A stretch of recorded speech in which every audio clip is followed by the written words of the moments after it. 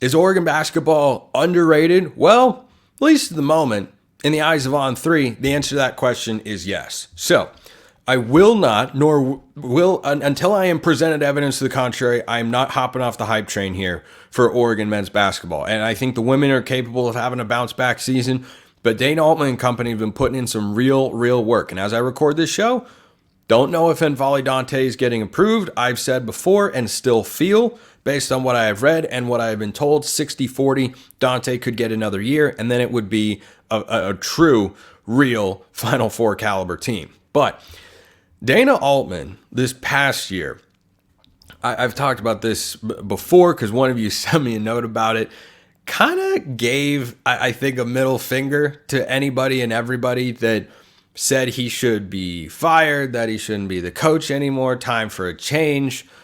Then he won the Pac-12 tournament, got an NCAA tournament victory, and just about got to the Sweet 16.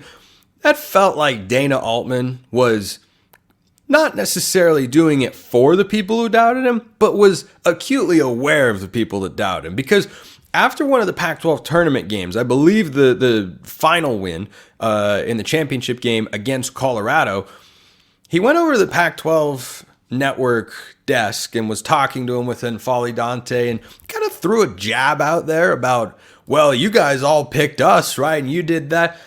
Coaches and players can say they don't hear or don't see the noise. They do.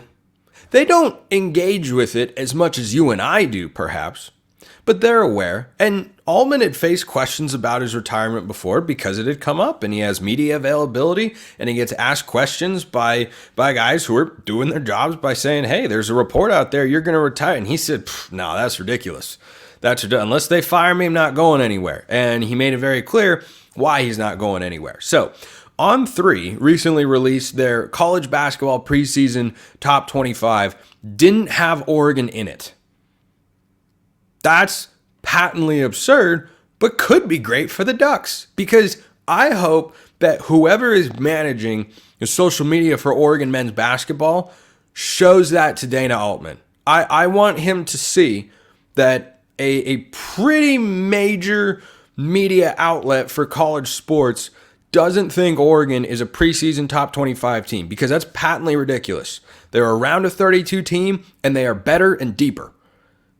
Like that's all the ingredients. And as they go into the Big Ten, they should be considered one of the favorites. I don't know what Purdue is, going to be able to do without Zach Edey and how they'll bounce back, or Illinois without Terrence Shannon. Like, those are really strong programs, but are they going to be the same caliber team? I don't know, but I know that Oregon doesn't even need full health. They just need to be mostly healthy, and they'll be a very, very good team. And ticked off Dana Altman might be my favorite version of Dana Altman, whether that's in the games and he's still coaching passionately, even though he's in his like late 60s, early 70s.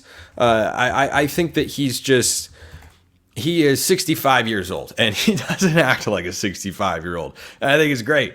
I think it is great. But I don't know why that particular top 25, maybe it's a troll job, but that would seem curious that you would go and, target a specific fan base like that. So I think that Oregon has made a lot of really high-profile moves, and I saw that and thought, why would they not be there? Why would they not be there? Maybe it's because it's content season, and that's just how it came down. But maybe they're just getting overlooked. And if this Oregon team is going to get overlooked, I think that could be an infectious word or an infectious vibe in the best way of, you don't think we're that good? Okay, yeah, we'll show you. So, frankly, I hope Oregon keeps flying under the radar. And I hope Dana Altman uses that to motivate these guys. But clearly, if they're all coming together when they could have found other homes in which they'd all be, number one guys, instead they're forming an actual team to go make an NCAA tournament run, I think that's a really, really good sign. Mailbag question came in here from Bud on this squad. Beside men's basketball having end-of-season success, to what do you attribute this turnaround? Does going into the Big 18, nice, also have any impact on this, both for recruiting and the transfer portal? Well, Oregon's high school recruiting is literally almost non-existent. They had a 4-star top 50 player in Victorious Miller, and they went to get portal guys instead. He decommitted, was released from his national letter of intent. So Oregon didn't actually add but one player from the high school ranks in this cycle, but they have added a handful via the portal. So there's Brandon Angel from Stanford, TJ Bamba from Villanova, formerly Washington State. They added Raheem Moss from Kent State, and they added Des Lindsey from the JUCO ranks, because you know Dana Altman loves his JUCO guys and has had a lot of success with them over the years, whether that's Chris Duarte or Chris Boucher back in the day.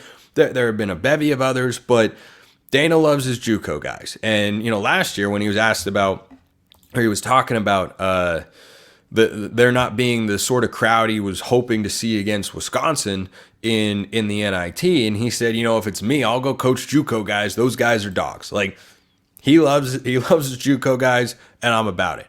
So I think it's almost entirely, not 100%, but I think 80% of this is the NCAA tournament momentum. I don't think TJ Bamba comes to Oregon if the Ducks lose to Arizona in the Pac-12 tournament semis and go to the NIT. I don't know if they pick up TJ Bamba. I don't know if they can get Brandon Angel if they don't go get, I'm just kind of being partially facetious here, but the point I'm making is that is a huge part. And it was my takeaway at the time of like, this is going to create momentum. And I think that's part of it. I think Tony Stubblefield returning is a part of it as well.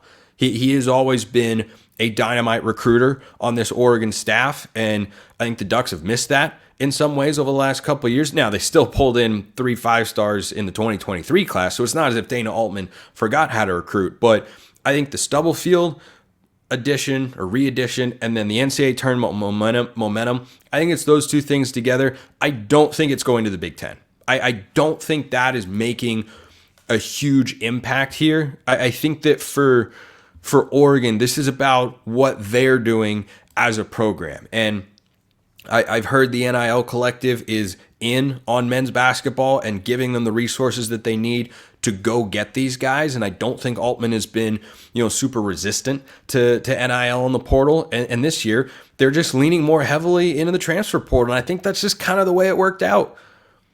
And I think another part of that too, and why they've gone and gotten portal guys, is because they already have a crop of young players. Jackson Shellstad and KJ Evans and Mookie Cook, and they're bringing all those guys back. So I think that's another component that you can't overlook as to why they didn't bring in high school guys and went into the portal. And then I think it's just the momentum is just stacked on top of each other over the course of the last several weeks. So I don't think the Big Ten has anything to do with it. I think they could have pulled off these moves if they were still in the Pac-12, but certainly they're putting the rest of the Big Ten on high alert for what's happening in Eugene. Appreciate everyone listening. I'll see you next time. Have a wonderful rest of your day, and go Ducks.